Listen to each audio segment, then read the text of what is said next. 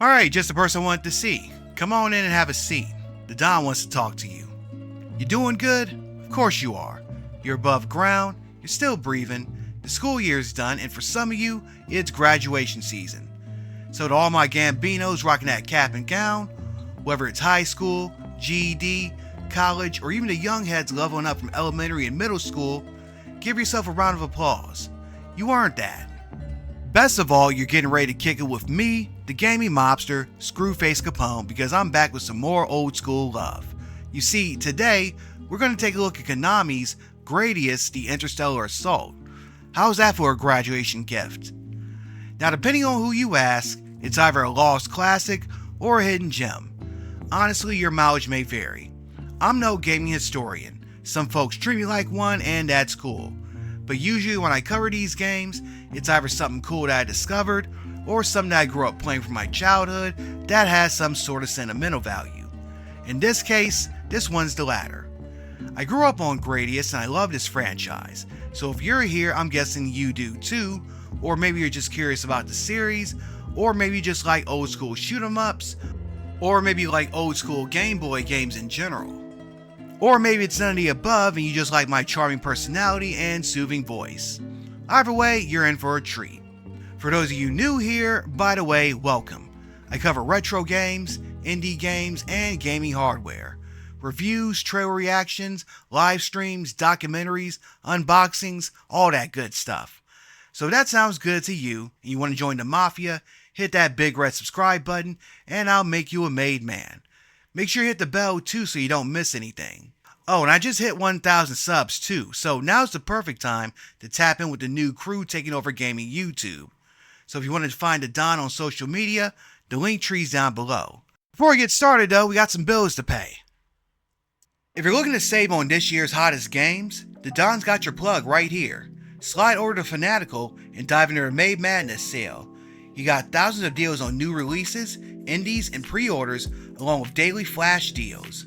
We're talking fresh drops like Batman, Legacy of the Dark Knight, and Capcom's Pragmata, along with indie heat such as Dark Deity, Far Far West, and Road 96. Want to grab this year's upcoming games? You can pre-order Star Wars Galactic Racer or Blood of the Dawnwalker at a discount. You can also check out the site's bundles too. For instance, there's the Build Your Own Bethesda lineup, where you can choose from hits such as Wolfenstein 2, Dishonored, Prey, and The Evil Within for as little as $3 a game. The more you pick, the more you save. And it's not just games either. Comics and tabletop RPG fans can eat too. Check out the Teenage Mutant Ninja Turtles with Extra Toppings bundle. You can score over 50 books from the critically acclaimed IDW series, including spin-offs like The Last Ronin and Saturday Morning Adventures. You can dive into the Delta Green Cosmic Horror RPG bundle, which is a series of tabletop RPG campaigns that can best be described as Lovecraft meets X-Files. Fanatical is a legitimate Steam key reseller, so they work directly with publishers to deliver actual working Steam keys, so there's no marketplace nonsense and no scams and no fraud. The Don wouldn't promote anything on his platform that he doesn't believe in or wouldn't use himself. So again, if you're looking to save, use my affiliate link below and tell him the Don sent you. The old school Game Boy era was different, especially the years after the platform first launched. When companies would bring installments of classic franchises to the Game Boy, these weren't just scaled down versions of 8 and 16-bit games. These were original franchise installments that were built from the ground up for the platform. There's not to say that there weren't port downs and that these port downs weren't good, but check the quality of something like, say, the Game Boy ports of Street Fighter II and Mortal Kombat, where they would cut out content to fit onto the cartridge, and a game like Castlevania II, Belmont's Revenge, and Super Mario Land 2. And that brings me to Gradius, the Interstellar Assault, as is known in the United States. It's the sequel to Konami's Nemesis, which was a Game Boy version of the original Gradius, but with slightly different content. The game was first released in Japan in August of 1991, with North American and European releases the following year. Outside the US, it's known as Nemesis 2, with the European version given the subtitle Return of the Hero. The game will be released as part of the Konami Game Boy Collection Volume 1 compilation, which unfortunately was only released in Japan and Europe. Along with Gradius, this 4-pack would contain Castlevania The Adventure, Konami Racing, and Operation C.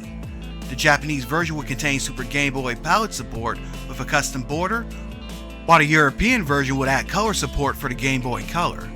Of course, the game was added to the Nintendo Switch Classics Game Boy section, and if you couldn't tell, this is where my footage came from. If you're new to Gradius, it's a horizontal shoot 'em up similar to games like R-Type. Throughout the game, you'll gain power capsules by defeating certain enemies. There's a power bar on the bottom of the screen, and each segment of the bar coincides with an upgrade for your ship. These upgrades include speed, missiles, double shot, laser, force field, and option. The options are small mini satellites that follow your ship and fire when you do. When your ship is fully upgraded, you're almost unstoppable. Keyword on almost, because when you get killed, and you will, you'll lose all your power-ups.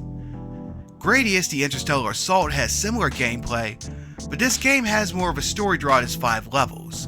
There is no dialogue, but it's easy to follow along and figure out what's happening. And Gradius isn't a franchise that's known for its deep stories, at least within the game itself, because the supplemental material is chock full of story material. You got your choice of 3 difficulty levels. There's also a practice mode available where you can choose from one of the game's first 4 stages. When the game starts, you select your weapon loadout. You have 3 options for missiles, 3 options for laser, and 3 options for double. Once you pick your selections, the game starts.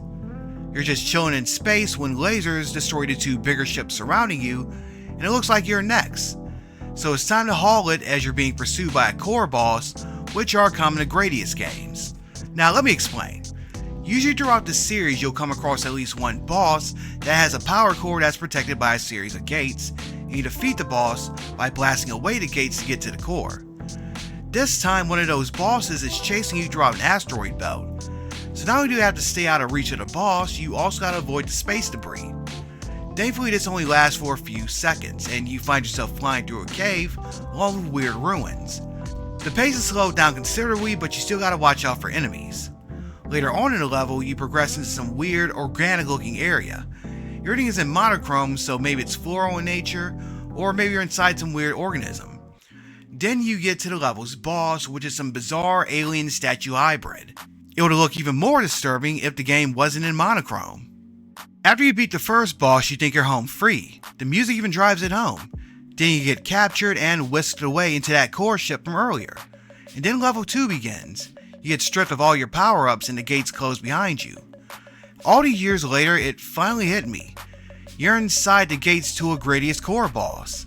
The level takes on a techno motif, and at the end the boss is a core. I think this is the only time in Gradius history where you actually fight a gate core boss from its inside.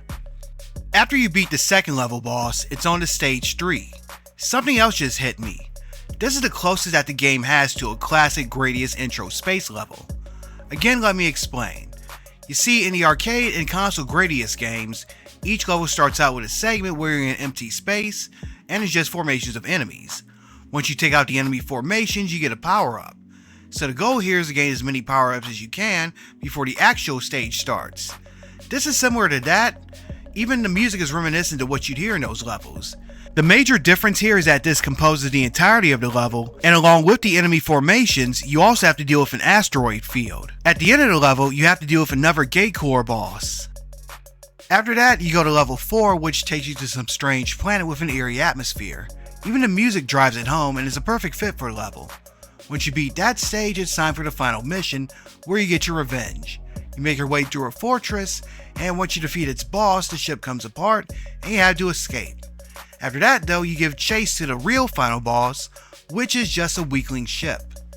Yeah, it's not what you expect for a Gradius end boss, but after what you've been through, it's satisfying and it's perfect. Once you blow it up, the credits roll, and you've won. One thing I gotta speak on about this game is the music. Konami's sound people were dropping heat back in those days, and Gradius is no exception. The soundtrack was done by Yoshiyuki Hagiwara, a past member of the legendary Konami Kukeha Club. I'm not sure if he was a part of the team when he was working on this entry, but like a lot of Konami games at the time, he was making bangers.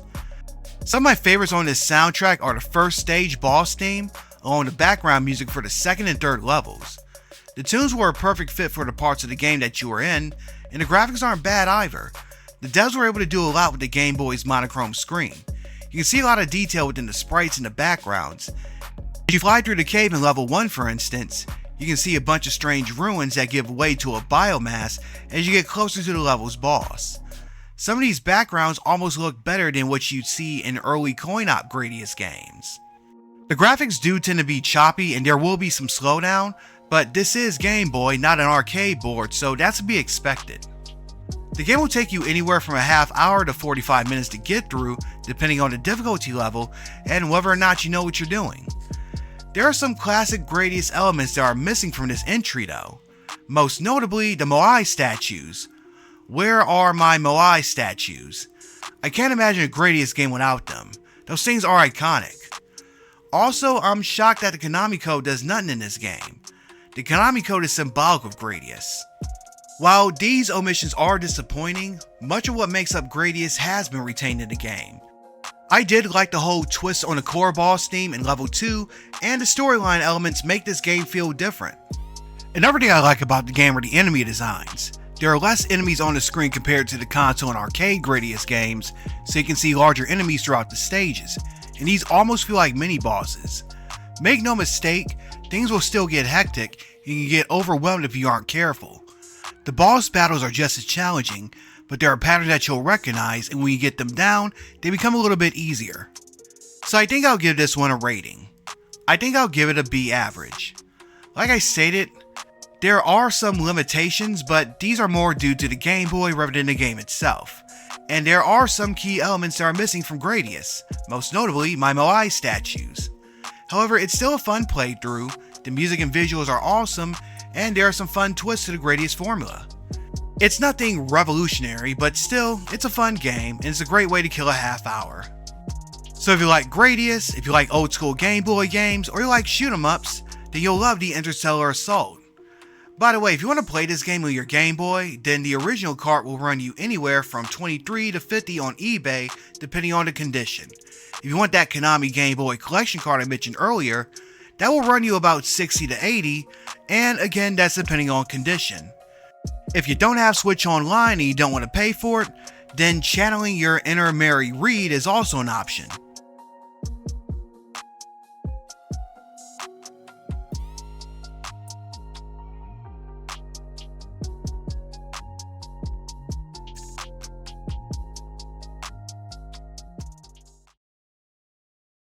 Anyway, that was my look at Gradius, the Interstellar Assault. If you made it to this part of the video, I want you to do me a solid. Go to the comments and type out the phrase Power Core so I know you watched the entire video. While you're at it, feel free to let me know your thoughts on the video. And seeing as how you watched this video to the end, obviously you enjoyed it, so why not tap that like button? And if you're feeling generous, hit that share button so you can let your friends know about the crew that's taking over gaming YouTube. But enough of that. If you haven't figured it out by now, I really like Gradius. A little less than a year ago, Konami put out a compilation of classic Gradius titles. You know that Don had to check it out. Was it good? Find out by checking out the video that just popped up on your screen. Or you can check out this other random flick. Or maybe watch them both. And if you like those, I got tons more where that came from. But until next time, I'm Audi 51000G, kinfolk.